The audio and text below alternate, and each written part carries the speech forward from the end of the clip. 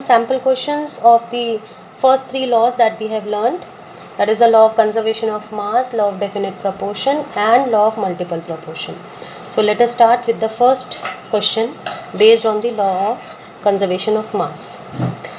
As you can see in the question, let us read the question first of all. 4.90 gram of potassium chloride when heated produce 1.94 gram of oxygen and the residue KCl left behind weighs 2.96 gram.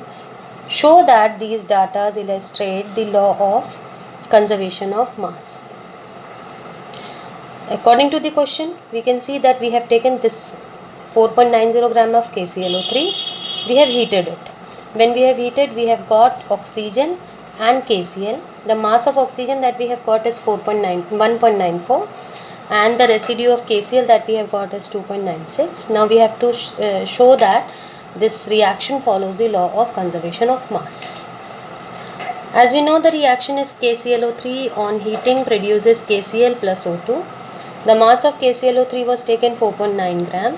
The mass of KCl produced is 2.96 as we can see here, and the mass of oxygen that is produced is 1.94 gram.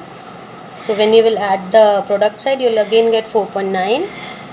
This shows that LHS is equal to RHS, means the mass of the reactant is equal to mass of the product. This is what the law of conservation of mass suggests, that during any chemical reaction there is no change in the mass of the reactant as well as it remain constant. That is, neither the matter is created nor destroyed. So this is a very simple solution, very simple question for the law of conservation of mass.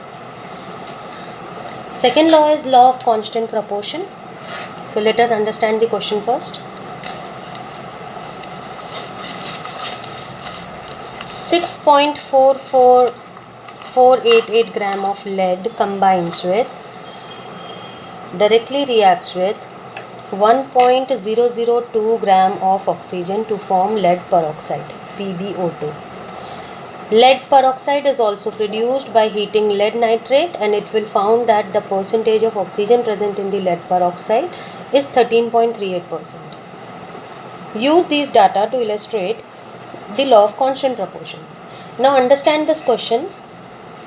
There are two experiments given in the question. The first experiment is we are producing lead oxide by combining lead plus oxygen, and in the second experiment we are producing lead oxide by heating lead nitrate. Okay, in the first case you have got the mass of lead which is used in the reaction and the mass of oxygen which is used in the reaction, while in the second process you have got the percentage of oxygen which is produced, which is present in lead peroxide.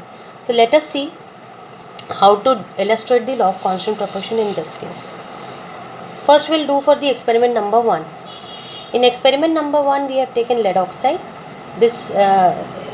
lead plus oxygen giving you lead peroxide. Now we are calculating the percentage of oxygen in first experiment. The reaction is Pb plus O2 gives PbO2. The mass of lead is given 6.488 and the oxygen mass is given 1.002 gram. This when combined give PbO2, so the mass of PbO2 is 7.490 gram. Now 7.490 gram lead oxide contain 1.002 gram of oxygen. So 100 gram, because we have to take out the percentage, so we will take out in 100. So 100 gram will get 1.002 upon 7.490 into 100. So that will come out to be 13.38.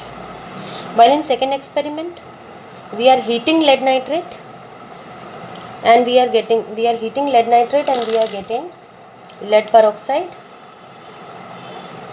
plus nitrogen dioxide. Now lead peroxide, actually there are two processes by which we can produce lead oxide. हम law of definite proportion में यही कहते हैं कि हम कोई भी एक particular compound को किसी भी source से obtain करेंगे, the percentage in which the elements are present in the compound will remain constant. अब in the first experiment we have taken out the percentage of oxygen present in lead oxide is 13.38.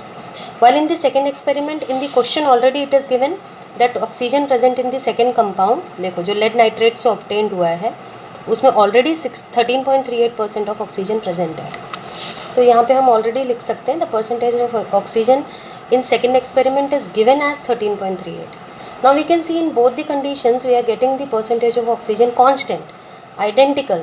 This suggests that this follows the law of constant composition or constant proportion or definite proportion.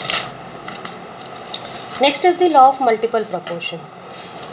In law of multiple proportion, I have told you that when two elements combine to form more than one type of compounds, in which one remain in a constant form while other varies in a simple whole number ratio by mass. So one more example we'll see for this, that nitrogen and oxygen combine to form several compounds like N2O, NO, N2O3, N2O4, N2O5. Here the percentage of nitrogen and oxygen we have to take out, or the composition. It is 14 into 2, as the mass of nitrogen is 14 and 2 nitrogen atoms are there, so 14 into 2 is 28, and here it is 16. Simplify it, we'll get 7 is to 4. Similarly 14 is to 16, again 28 is to 48, 28 is to 64, 28 is to 80. So we'll be simplifying it, we are getting 7, 7, 7 for nitrogen, while here it is 4, 8, 12, 16 and 20. So this is the one part, and this is varied in a simple whole number ratio, like 1 is to 2 is to 3 is to 4 is to 5. You can see the table of 4 is going on. 4 1s are 4, 4 2s are 8, 4 3s are 12, 4 4s are 16 and 4 5s are 20. तो एक constant रहता है और दूसरा जो होता है, दूसरा मतलब oxygen is varying in a simple whole number ratio. तो now applying the law, let us illustrate whether this example is illustrating the law of multiple proportion or not. In this example, carbon forms two oxides which contain 42.9% and 27.3% of carbon respectively. There are two oxides in which carbon percentage is this much. There are two oxides of carbon in which carbon percentage is this. One is having 42.9, another is having 27.3. Show that these figures illustrate the law of multiple proportion. सबसे पहले step number 1, where we are calculating the percentage composition of carbon and oxygen in both the cases, as there are two oxides, carbon and oxygen, first oxide and second oxide. First oxide में हमारा percentage है 42.9, second oxide the percentage is 27.3. So oxygen के percentage के लिए you will 100 से minus करेंगे आप carbon percentage. So like this you will get oxygen percentage 57.1 in first case, and in second case you will get 72.7%. Then in case of first oxide, as we can see, in case of first oxide we can see 57% is combining with the 42.9. So that is what I have written. 57.1 part of oxygen combines with 42.9 part of carbon. So one part of oxygen will combine with 42.9 divided by 57.1.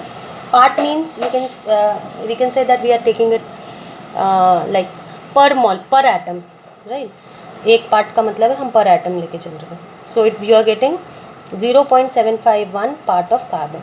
So one atom of oxygen is combining with this much part of carbon.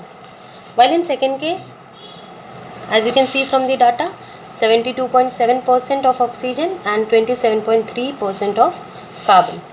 So 72.7% of oxygen is combining with 27.3 part of carbon. So one part will be combining with 27.3 divided by 72.7, that will come around 0.376 part of carbon. Now these two parts you have got for carbon, which are combining with the constant part of oxygen. The constant part of oxygen we are taking as 1, और उससे जो oxygen की combination, carbon की combination हो रही है वो 0.376 और एक केस में 0.751 हो रही है. So convert this into whole number. The ratio of masses of carbon that combines with one part of oxygen is 0.75 in first case. This is in first case and this is in second case. 0.725 and is to 0.375. Now you can see this value is actually the double of this value. So it is actually 2:1. So the ratio in which carbon is combining with one part of oxygen is 2:1. So the law suggests कि one remain constant if they are combining and forming multiple compounds. If two atoms are combining and forming multiple compound, one is remaining constant, like oxygen I am taking constant, while carbon is combining in 2 ratio and 1 ratio, right? तो एक constant रहेगा और दूसरा जो है वो simple whole number ratio पे, दूसरा जो है वो सिंपल होल नंबर रेशियो पे उसके साथ वैरी करेगा. So these are some examples of these three laws. I'll be giving you few more examples to practice.